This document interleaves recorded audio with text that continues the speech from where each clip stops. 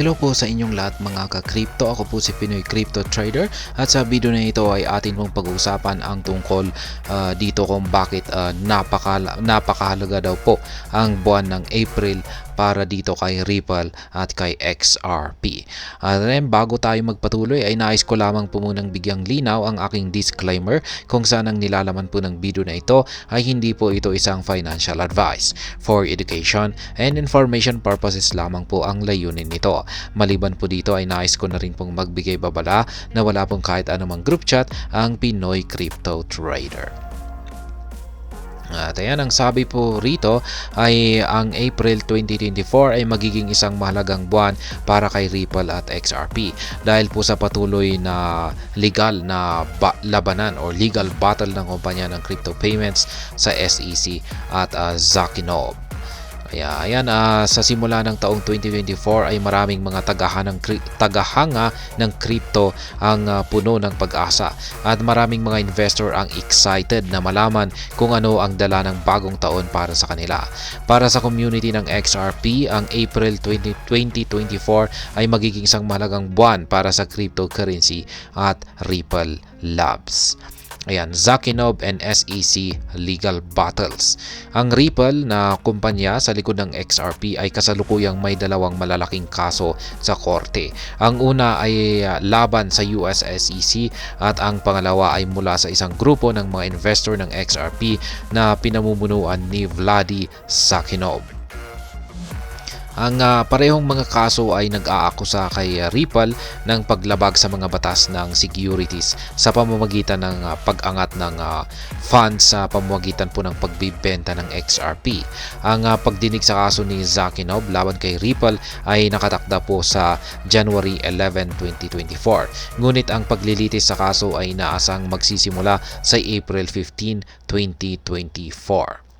Sa kabilang banda, ang paglilitis sa mga remedyo sa kaso ng SEC laban sa kay Ripple ay magpapatuloy po hanggang April 2024. Ayon po sa schedule ng korte, ang huling motion hinggil sa paglilitis ng mga remedyo ay inaasahang maisasampa po sa April 29, 2024. Ang Ripple ay maghahain ng oposisyon sa ulat ng mga remedyo ng SEC sa April 12, 2024. Sa April 29 naman po 2024, ang Securities and Exchange Commission ay maghahain ng tugon sa oposisyon ng mga defendant.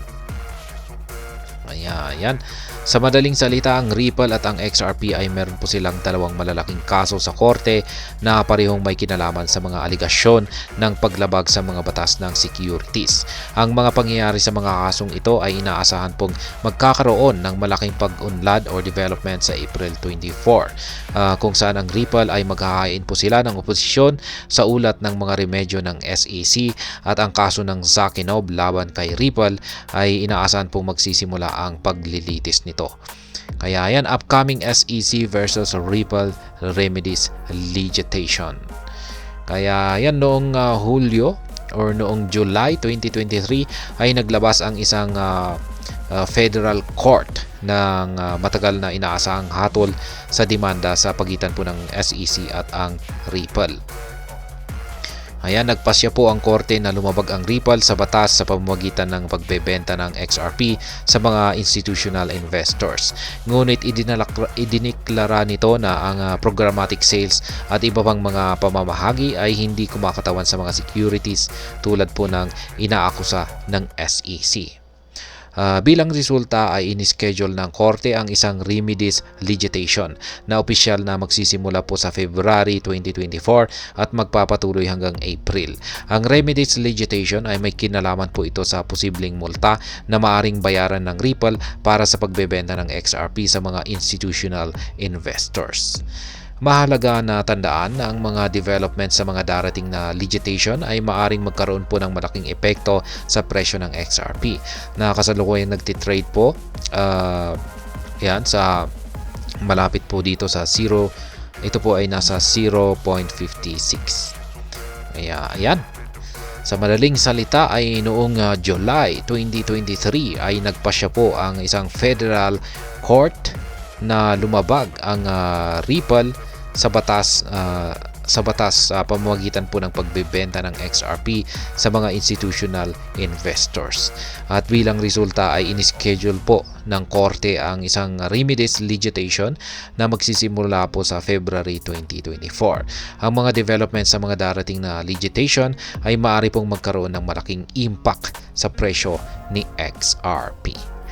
At ayan, hanggang dito na lamang po tayo sa video na ito. Sana po ay inyong nagustuhan ang aking paliwanag dito. Kung inyo po itong nagustuhan ay pakiclick lamang po ang like button nito. Para naman po sa mga bago lamang dito, kayo po ay aking inaanyayahan para mag-subscribe. Pakiclick na rin po ang bell icon nito dahil ito po ang siyang magsisilbing notification nito sa mga bagong videos na akin pong ina-upload sa aking YouTube channel na ito. Marami pong salamat sa panonood. Ingat po tayo lagi at God bless po sa ating lahat.